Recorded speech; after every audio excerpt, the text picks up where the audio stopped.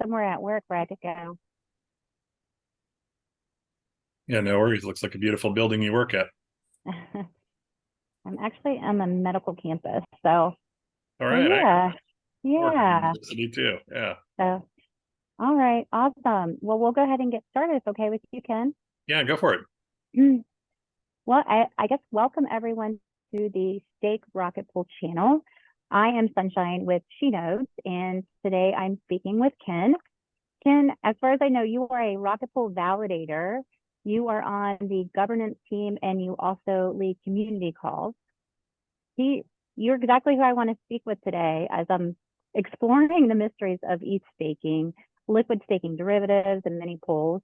My goal is to explore staking options for myself by lots of research, community expert interviews, and just connections with people like you. So thank you so much for meeting me with me today. Tell me something, tell me a fun fact about yourself. What are your passions and purpose? And what have you been working on recently? Yeah, well, first, it's very, very nice to meet you. I've caught a couple of your episodes on there, and I very much enjoyed them. So it's an absolute pleasure to be here. Well, thank you. Yeah, your background in my bio was, I think, pretty accurate. I'm a very active member, I think, in the Rocket Pool community, and been a staker and node operator with them since their launch shortly after the Beacon Chain launch, and very much enjoyed it. But like you, I have a full-time job in the real world. I call it fiat mining, and I too work for an institution of higher education. So it's kind of interesting to learn and explore the blockchain and kind of the Ethereum community, somewhat as a hobby or as a second profession. I very much enjoy it and find it intellectually stimulating. Yeah, so you are the perfect person I want to talk to. Do you have any uh, technical background as a developer or IT or anything that kind of propelled you to be a node validator? Yeah, no, not really. My background in all things is in biochemistry and molecular biology. I spent most of my professional career in a practice called health physics. It's basically using physics and science to protect people from radiation. So it's used a lot when researchers or medical professions have to use radiation or radioactive materials as part of their research or professional practice. But I've always been a little bit of a nerd. I enjoyed computers ever since kind of high school, and certainly have always been kind of the go-to computer person in a lot of the offices I've worked at, and so I've enjoyed it more as a hobby or kind of interest. That's cool. And is there anything fun that you do in your free time when you're not doing all these other things? Well, I would say I'm kind of making crypto my hobby. I get a lot of enjoyment out of it, as I Yeah, said. But I'm the parent of three young adults now, and they keep me very quite nice. busy on the weekends. I'm sure. I am Yeah. sure. I'm sure. Well, let's start off with just the basics. Can you explain your role or the role as a Rocket Pool node validator on the Rocket Pool network? Yeah, and so the thing to kind of know is that as a validator, you're really a validator on the Ethereum network, right? Hmm. So you're running and maintaining a computer that is performing a duty. It's syncing the blockchain, which you don't have to be a validator for. Anybody can create get a computer, download the appropriate software, and you too can be syncing the blockchain and relaying the blockchain. It's a peer-to-peer network, so each node, each computer, it's called a node, is receiving messages and repeating those messages in kind of the gossip network, right? But Hmm. you can, if you want to invest in it, right, put some ether at stake. You can place a deposit, and as such, you get to do something in addition to just relaying the network and kind of querying the network.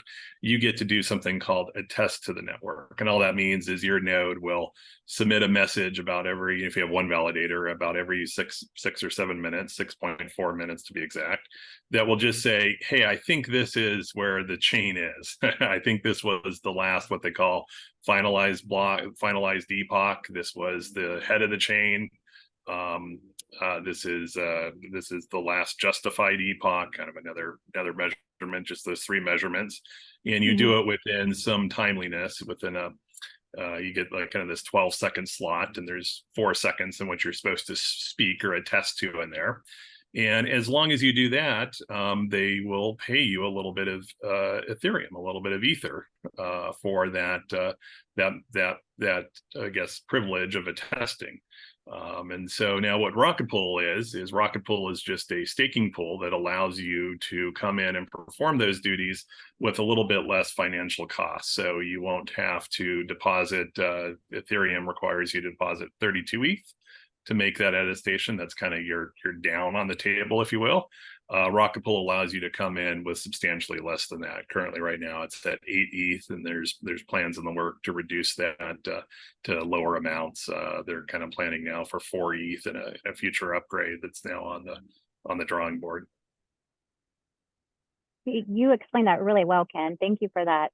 Can you briefly go into the LSD, the liquid staking derivatives, the RETH and RPL, and how that kind of coincides with the mini pool and how that works? Yeah. So the way that Rocketpool allows you to come in with less than that 32, right? The Ethereum protocol, which is what we're validating, right? Rocketpool is just a means to validate on the Ethereum network. The way that it obtains that 32 ETH in order to put down as a deposit is it takes a fraction of that. Let's just take the 8 ETH LEB for an example. It takes 8 ETH from the node operator. So I understand that might be you pretty soon, right? Or anybody else that is interested to become a validator. And then it has to take the additional 24 ETH from somewhere else. And the way that a staking pool does that is it provides another asset called a liquid staking, and they prefer the term token. It used to be called liquid staking derivative. Derivative has a couple of legal connotations that don't necessarily apply in this case, so they're trying to rebrand it and use the term LST, liquid staking token, to just add clarity to it. And what it does is they collect this from anybody else that wants to contribute. And in exchange, what they get is they get a receipt token that basically says that they have a share of the profits that are earned. And so in the case when you run a validator, it takes 24 ETH from the REthers, individuals that have been given a token called RETH, Rocketpool ETH, that represents their share of staked ETH. And so when you earn rewards over your validator, a share goes to you as the node operator, and a share goes to the people that have purchased the liquid staking token, the REthers. And at an 8 LEB, it's about a 25. You're putting down about 25% of the deposit. They're putting down 75% of the deposit. So it's about that split. Now you make a little bit more as a node operator because you get a portion of their split, and they call that the node operator commission, because you're the one doing the work. You're plugging into your machine, you're keeping the software updated.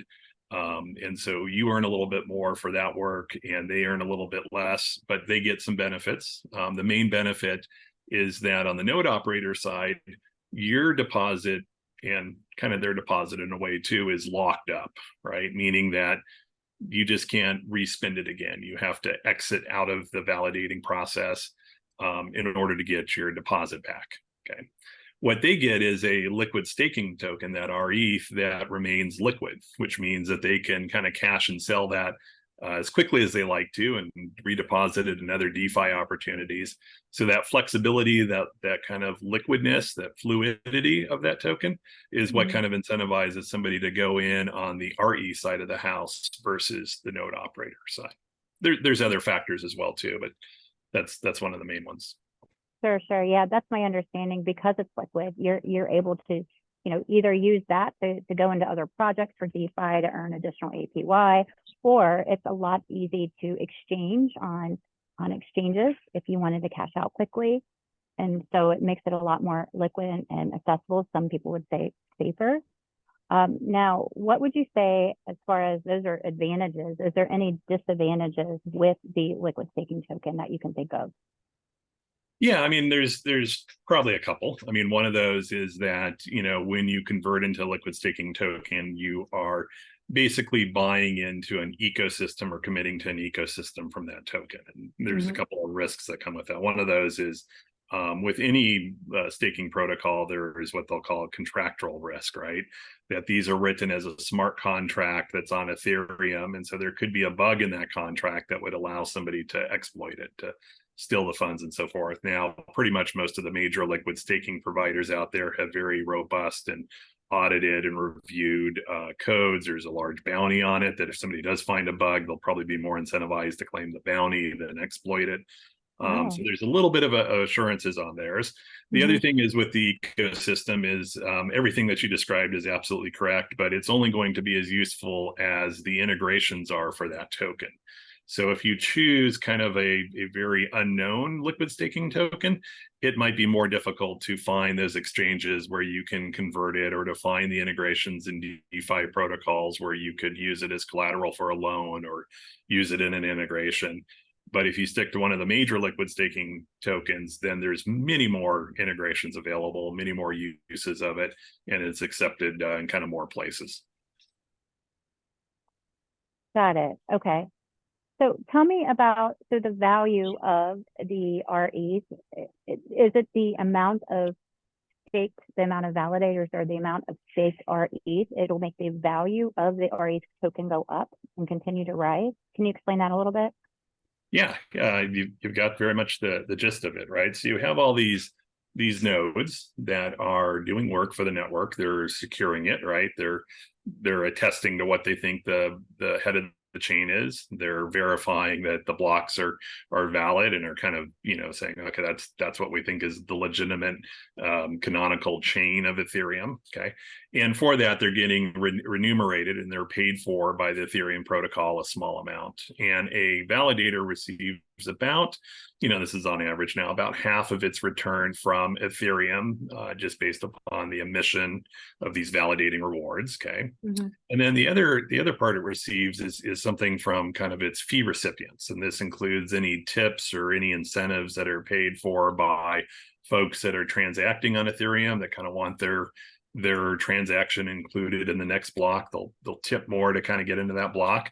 And more importantly, there's something a little bit more advanced topic called MEV. It stands for maximal extractable value, but it's these opportunities that exist when there's kind of imbalances in the network, arbitrage opportunities or liquidation opportunities. And so when you're a node operator, you can actually, instead of proposing your own block, you can auction off that block space. And there's a very lucrative market, especially in times of high activity or times of high imbalance, where professional builders will pay a very high premium for your block space. And so you can earn rewards there. And so what happens is your node earns these rewards. And then, of course, if you recall, the rewards that you earn both in what they call the consensus layer, that's what Ethereum pays out on, and the execution layer, that's where kind of the MEV is paid out on, have to be split or prorated between you, the node operator, and the ethers that participate in it. But you'll make a little bit bigger share than 25% with an LEV8, and you get to keep that. And then the rest gets returned back to the RETH contract, and that's then prorated across all the users worldwide that are holding RETH. Now, I've heard some node validators say that they don't believe in MEV, they don't like it, they don't use it. Can you tell me a little bit about? They didn't explain why. Could you tell me a little bit about that? Yeah, it's an interesting concept that's kind of coming forward, and it seems to circle all the way around. So, and in fact, some people will maybe differentiate MEV into, I don't know, they use terms sometimes, good MEV, bad MEV, right? So I mentioned that it's caused by this imbalance, right? So something that might be considered good MEV is, let's say that you realize that you go to a grocery store somewhere, right? You realize that one grocery store, they're selling apples for 10 cents. And at the next grocery store, they're selling apples for 5 cents, right? Well, you could come up with a plan that says, well, what I could do is I could go buy a whole bunch of the apples at a lower cost and sell them to the grocery store at a higher cost, right? You can make some money doing that. And the grocery store with the higher cost, the way these protocols work is, as it's buying more, the cost will go down, right? And so you will equalize those two payments between them. And that's usually viewed, they call it simple arbitrage, right? By buy low, sell high. Yeah. And usually that's seen as a good thing, because if you're the next user coming into the grocery store to buy an apple, you want to make certain the price you're getting is fair and you don't have to shop around, and you've kind of assured that, hey, whatever you're paying at one place is what the other grocery store is selling. So the users benefit from it. The arbitragee, the arbitrageur, I guess it would be, that did that trade and kind of balance the two pools. They made some money, right? Because they take a little bit of the profit off of it. So that's considered a good thing. A bad kind of form of MEV would be something that hurts the end user, right? So, for instance, if you were going in and you were going to buy a lot of apples, let's say you were going to buy 10,000 apples, you could run ahead of that person. It's called front running, and you can go to that grocery store and you could buy those 5-cent apples, right? And then what happens is the price goes up when that big order comes in, right? They'll sell the first couple for 5 cents, the next for 6, 7, 8, 9, 10. Eventually now the price is 25 cents an apple, right? And then what you do is, after that big order went through, you do a transaction at the end of them. They call it back running, where now you bought them at 5 cents. They're now trading at 25 cents. And now you sell your apples that you bought at 5 cents, and you've made a profit. And what you've done is you made a profit on the person that was buying the large amount, because they paid a higher average cost than what they would have if you didn't front run them. And so sometimes that's considered bad MEV, right? And so that's kind of the argument between them. The other counter to that is, well, it was a free market, right? They put that order in the open, they call it the MEV pool, the open order book. People saw it there, and so they acted upon it if they could. Yeah. Yeah, so maybe somebody may feel a little ethically challenged on which way to go. Is this the software that does the MEV for you, or do you at some point have a less automation where you can pick and choose?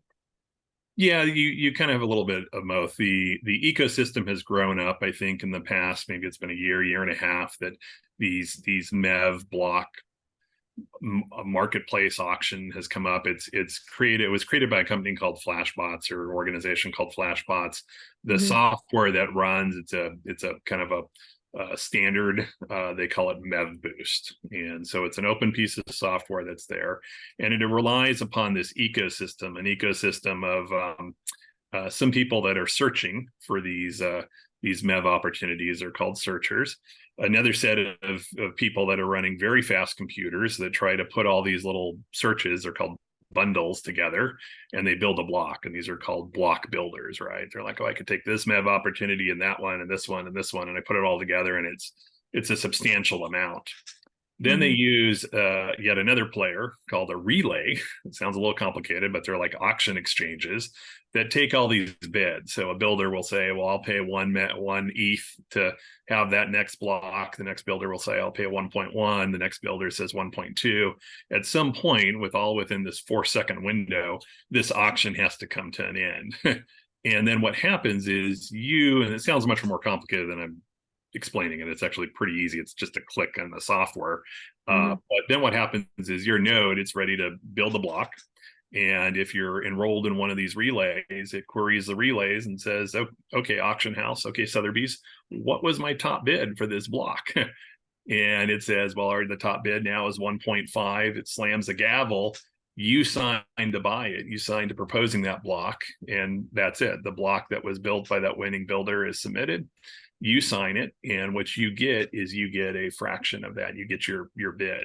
So maybe the block builder was able to earn 1.6 ETH, and they paid you 1.5 ETH. Got it. And the advantage really goes to the proposer, the node operator, because the builder wants to kind of win, and so they'll give you a large percentage of whatever they're going to extract. Probably 95% or more of it will go to the block proposer. That's the node operator.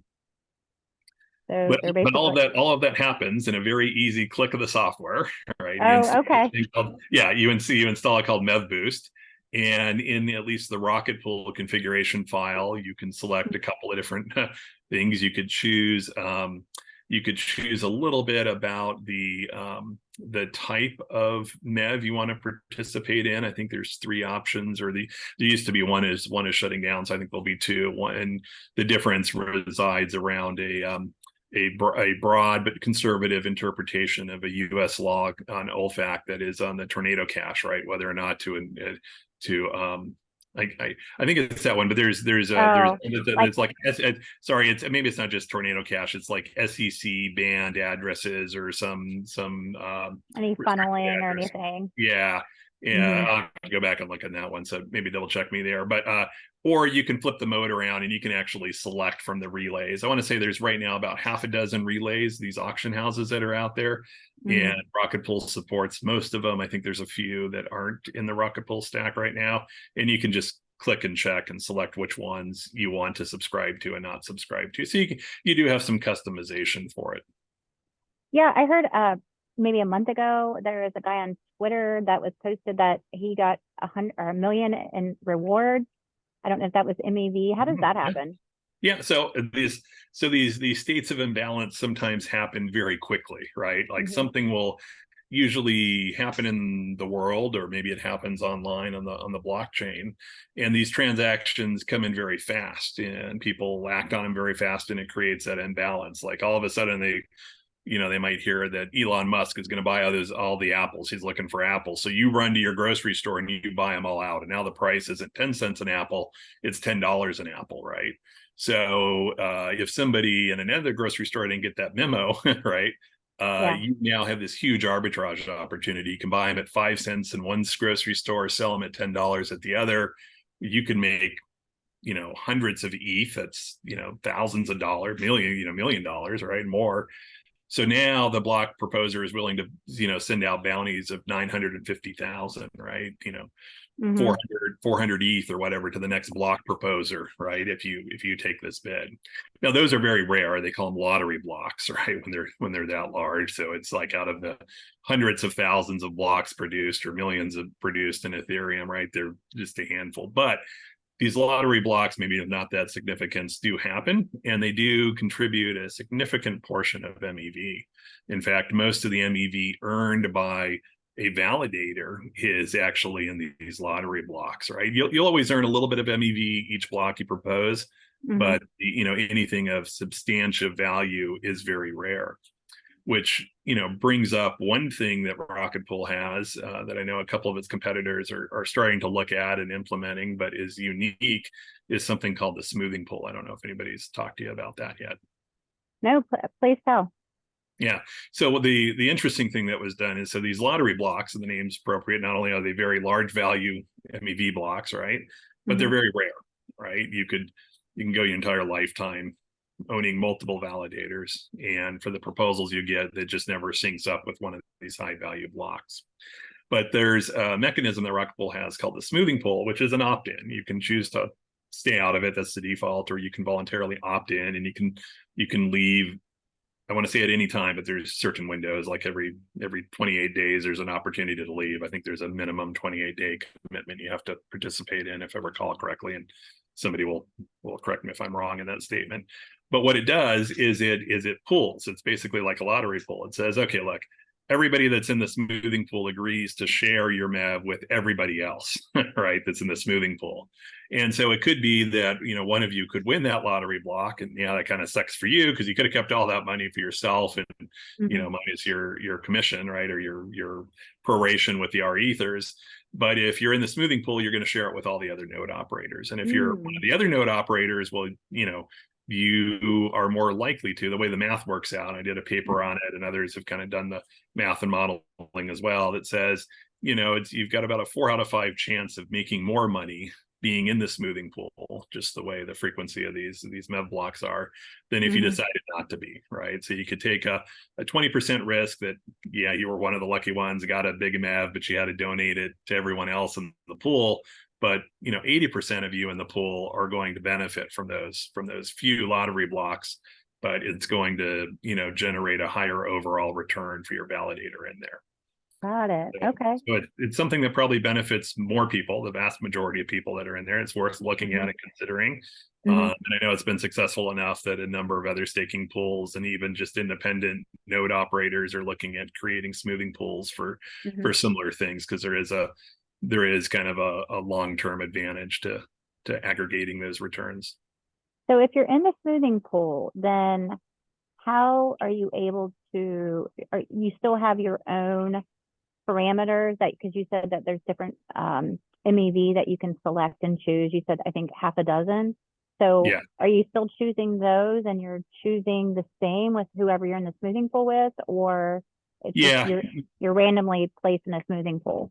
No, you choose as the node operator to opt in, and Okay. once you opt in, the rules right now is that you're supposed to turn on MEV, right? Mm-hmm. There's a way to retroactively enforce it, but it's one of the kind of areas of active integration is how to ensure that everybody in the smoothing pool is now equally contributing into the MEV. And the rule right now is you have to select at least one of the relays that is provided in Rocketpool. So I think it's about 5 or 6 of them that are listed currently. You can turn on all of them, right? I mean, if you wanted to maximize the chance of your winning the highest bid block, you would want to auction that block at multiple auction houses and take the highest bid, right? Don't just choose Sotheby's, put it on eBay, put it on whatever auction blocks there are there, these MEV relays. And your node will automatically select whichever relay has the highest bid at the time it's time for it to propose, right? And so you could turn on all or some set of those relays that are on there. But if you're in the smoothing pool, you're supposed to have at least one of those relays turned on. Mm-hmm. Mm-hmm. Yeah, MEV sounds interesting because it sounds like, at one end, it should be there for efficiency because you're improving the block space and everything. But at the other end, it can be market manipulation where you're shorting and longing as well. And like, when do you ethically draw the line when you're harming somebody else?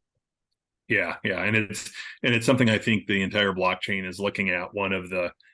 There's some pros and cons to it either way. And so one of the things that I know the core protocol is looking at is just doing something called enshrined proposer builder separation to kind of just make it more protocol determined deterministically by the protocol, right? So that way it's fair and there isn't that kind of adjustment to it, but it does right now represent a substantial fraction of your earnings on a validator. So I think it's one of the things that just natively in any open market to buy and sell, you're going to create these imbalances, and so who takes advantage of those imbalances and profits from them is something I think all blockchains are going to have to wrestle with.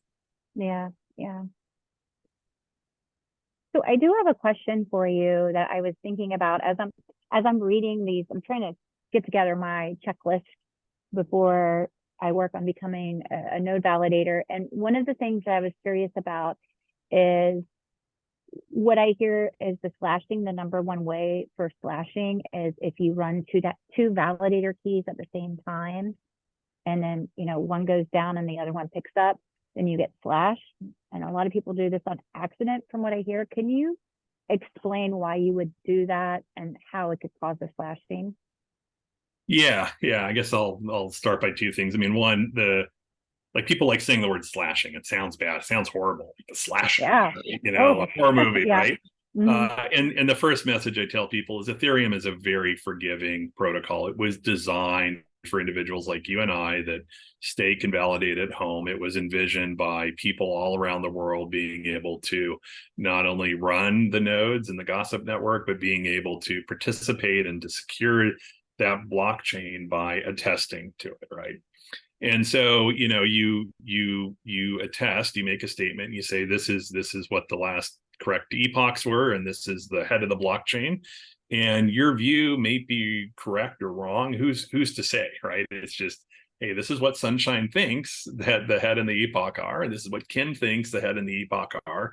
And what it does is it collects all those thoughts, and the one that is determined to be the correct one is the one that the majority of us agree to, right? And so Ethereum uses a 66% consensus threshold is the way the math works out in this problem that they've looked at called the Byzantine generals problem, right? But so basically whatever all the nodes that speak and attest agree to in this consensus model that was created, that's what the canonical chain is, right? Okay, now you will never be hurt by attesting to something different, because maybe that's what you really thought the head of the chain was, because that's what you saw. You're computer's in a different part of the world. It gets Hmm. information differently than what mine does.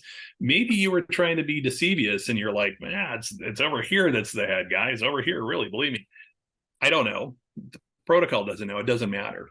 But what it would be deceivious and what would cause this slashing, and we'll talk about that in just a second, is if you said two things, right? If you said, this is the head over here, right? Or the epoch state, and this is the head over here, right? It's called a double attestation. And you can't say two different things in that same 6-minute window that you were supposed to, attest to whatever block you were supposed to attest to. You can only pick one. Okay. And as long as you can only Mhm. pick one, it doesn't matter which one you pick, you'll never get hurt, right? Now, you won't make money if you choose the one that the rest of the chain thought was the real one. Okay, Right. you don't get hurt, but you just don't make anything. Mhm. Small amounts that you make every 6 minutes, right? So it doesn't hurt much. So you kind of want to get it right, but it doesn't hurt if you choose wrong. We all choose wrong on occasion, right? Sure. Now the slashing occurs when you do something like either attesting to two different blocks, doing something a little bit more complex to explain called surround voting, which is you pick one head of the chain and then you pick something below it, and so it kind of creates this loop in the chain, and you can't do that. Mm. And when you go to propose, you can't propose two blocks.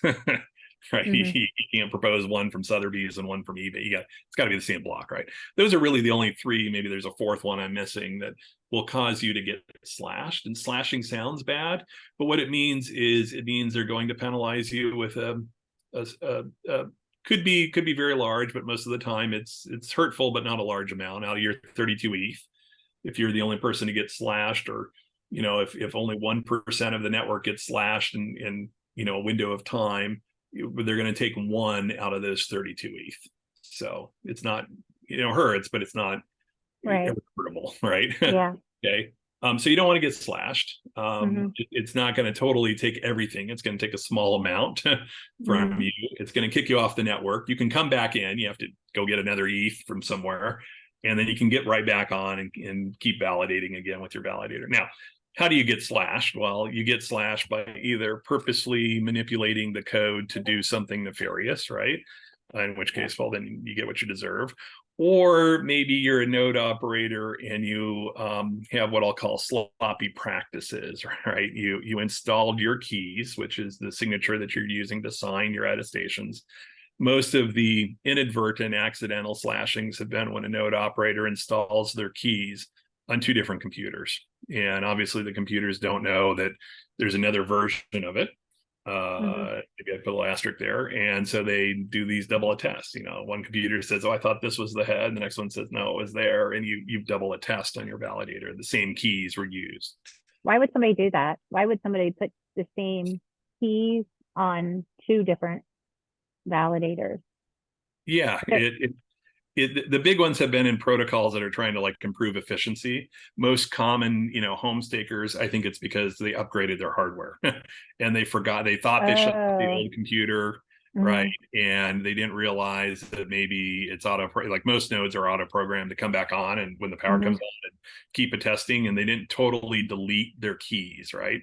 Now Mhm. there's some safeguards that are in there, so it's rare. I mean, it happens because people, I think, take off the safety guards on them, right? So Mhm. for instance, I think most, if not all of the software that you use, right? There's different Mhm. versions of the software. It's kind of like your node software. It's like a web browser. You can be viewing the web in Safari or Chrome or whatever browser you want, right? But these node software, they have something called doppelganger protection in, which is before they started testing, they listen for 2 or 3 epochs. So, somewhere between 12 and 20 minutes. And they just listen just to make certain no other node out there with your keys started saying this is the head. And if it does, it's like it won't fire up. It's like, Oh, dude, you're okay. running some other keys somewhere here. Yeah. But so they shut that off, right? Because they think, well, Mhm. I don't want to miss 2 blocks intentionally for a few Okay. pennies, but that's pound foolish, and in there, keep doppelganger on there. And then sometimes they mess with there's an attestation database. It's called a slashing protection database on your node, that every time it does a test, it records it. It says, oh, I've already attested and I did it. So it doesn't do it again. Sometimes they'll delete I that and say on see. the same computer, it didn't know it already attested to that block and it reattest. And it's okay if it picks the same block twice, right? But if it picks something different, then you have a problem. So what So you're saying is there's software out there if you're anxious. yeah. Oh yeah, there's software if you're anxious. And honestly, it's good hygiene practice, right? Like when you have any private key and you put it somewhere, just put it there, right? I mean, have a paper backup or a steel backup of that key so you can recover stuff, right? But keep that cold and offline. But if you're going to put it in, a node has to have that hot key, that hot signing signature, because it's doing it every 6 minutes. Just don't put it on two computers. And if you're upgrading your hardware, worst case, take a baseball bat to the old one, right? Or like totally, I mean, like, yeah. You know, or erase it 2 times or 3 times over, or ask for help of, did I totally erase it and destroy it? Don't keep it around thinking, well, just in case I might keep it, because what happens, a couple months go by, your kids plug in the computer, plug in the old node, and it fires up, right? You just don't want that. Yeah. Got it. So Ken, I'm curious, take me back for when you started, and I'm curious what hardware you started with, and how complex it was for you to get started, and if there was any kind of trouble pains when you started that you can remember. Did you have I mean, custom built node, or did you configure everything the way you liked it? I mean, so like, it's interesting. So, you know, my story, I started early when the beacon chain, that's the change to the proof of stake, was coming around, and in I do this as a hobby. So I do a little bit more than what the average staker needs to do, right? Because I find it fascinating. It's sort of like a car hobby, right? I get a lot of enjoyment about, you know, building the hardware. I kind of like that. You know, one of the things that I've chosen is the NUC line. You know, it's a very cheap, low cost. Intel made them for a number of years. They've now, I guess, licensed it to, you know, third-party manufacturers like Asus that will continue that line, but they're a small form factor computer that you can buy. It does not require a lot of horsepower. I'm kind of the oddity person. I bought old hardware off of eBay. I run an 8th generation NUC, which if you don't know them, it's about 6 years old. I think I bought it for a couple $100 on eBay, and you buy your hard drive and you put it in there. And just, I wanted to keep my costs down on that hardware, but I enjoy it and do it. I mean, if you're doing it now, I might just suggest buying an off the shelf one that you can specify a large enough DAP hard node drive or something. Yeah, like DAP node is great. I mean, DAP node, if you're not into hardware, you're not kind of the geeking the computer and wanting to build your own, and they're incredibly simple to build. It requires only a Phillips screwdriver, and there's only 3 components to put into a NUC. So it's like you put them in with your hands, and then you just screw the case back on. So it's not like really building a computer if you see like gamers doing all this fancy stuff, right? But DAP nodes are great. I will say DAP nodes have a much higher cost. I mean, I think they are close to $2,000 or 1,500, somewhere in there. And one of their strategies, talking to a couple of the folks at some conventions, is that they buy really top of the line hardware. And they do that because they find with the DAP node interface, which makes it real easy to install the staking software, and makes it really easy to subscribe into a staking pool. But they find that people like running lots of different dApps on that hardware. So it's really over-spec so that it could run 4 or 5 different dApps and protocols on there at once. So they overspec that hardware, but you pay a premium for it out the gate to have that capacity.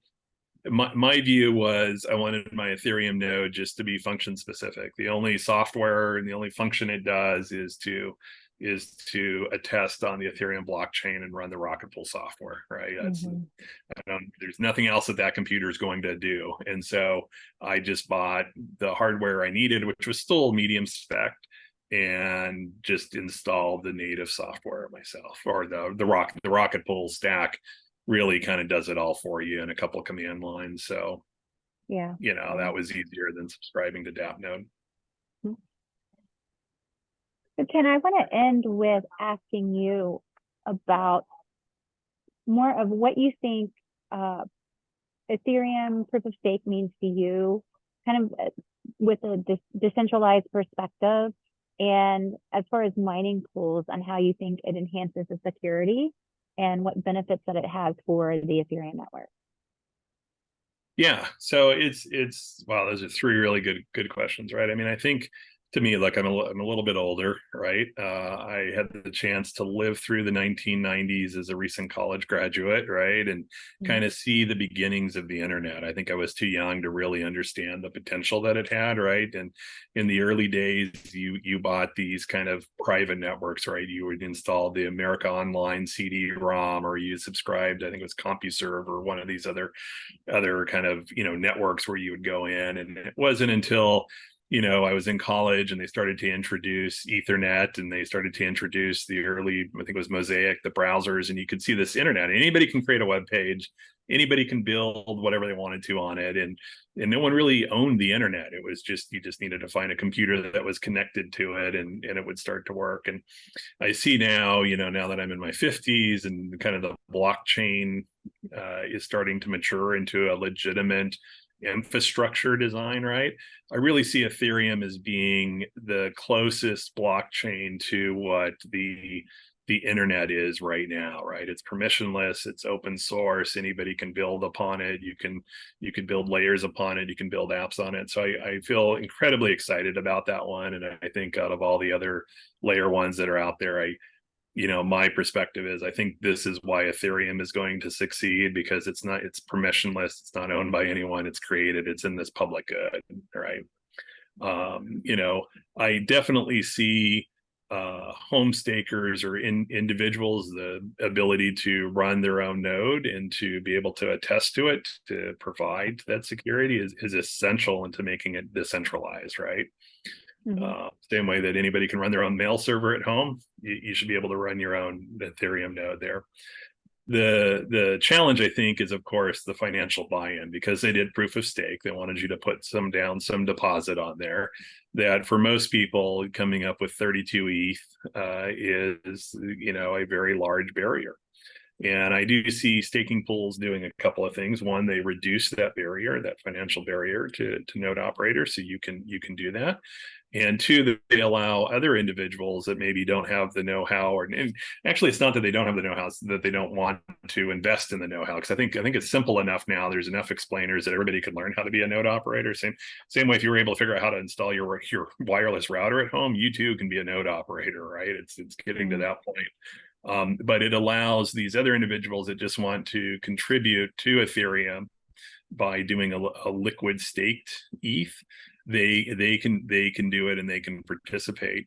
And I think protocols that allow both really provide an advantage to both the node operator, I think, and I know others might disagree with me, but I actually think you're doing more of a service to Ethereum by running in a staking pool, because not only are you staking your ETH and providing that security, but you're affording the opportunity for others who don't want that and just want the LST token to kind of carpool on your node, right? So in the case of an LEB8, not only are you the driver, but you've got three other carpoolers with you, on the Ethereum network, versus if you're a solo validator, while you're just driving a single occupancy vehicle with only your ETH, what good are you doing? So I'm a little bit biased in that way. I actually think liquid staking token and staking pool participation is a little bit more healthier for the network, within reason, right?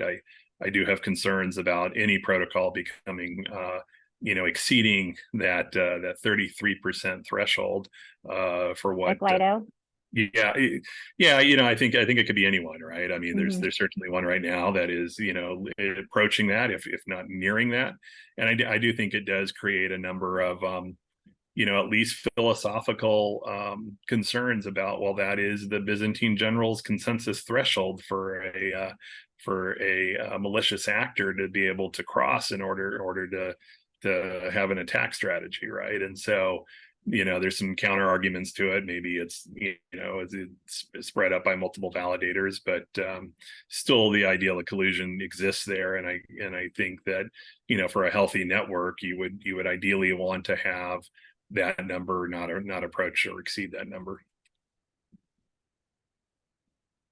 We're almost out of time. My last question for you is, how do we get more people involved? How do we make more of a decentralized ecosystem for people, more people to stake, home stakers? And do you think it's the buy-in? Do you think it's the education? Do you think it's teaching the community? How do we get more people involved, including I think people like myself that can offer a different perspective? Yeah, yeah, I think it's all of those things that you just described, right? And I think the answer is indeed people like you that are willing to not only take the look at these things to kind of research it and try to understand, well, what is it we're doing, but more importantly, those that are willing to kind of advocate and share what they know of this space with others, and to kind of help them that want to get in. I remember, back to the days of the 90s, I was the guy in the neighborhood running over to all my friends and neighbors, helping them, configure their computer with IP addresses so it can connect into the internet, right? It was like no one knew how to do that. And kind of like today, it's just kind of a given. You go to the store, you buy this device, you plug it into your house, and then you're up on the internet, right? Every kid knows how to reset their internet router, but back Yeah. in the days, it took a lot more, and I still see that. So I would just continue to encourage doing these educational videos well after you get your node up and operating. Mm-hmm. Continue to share your experience with the world. Well, Ken, I just want to thank you for meeting me today and then sharing your experience as well. You've given me a lot of good information that I hope to use as I move forward. I would love to reconnect with you again in the next 3 to 6 months as I get my validator up and running. I have a little clock ticking until I finish this, but I would definitely like to meet up with you and talk more, and more of an intense conversation, because I have a feeling that so much is going to change in the next 6 months in this area, in this space. So there's going to be so much more to talk about. Yeah, absolutely. I'd very much like that. Well, Ken, it was so nice to meet you. Keep doing what you're doing, and we'll connect soon. Yeah, my pleasure. All right. Have a wonderful day. Take care. You can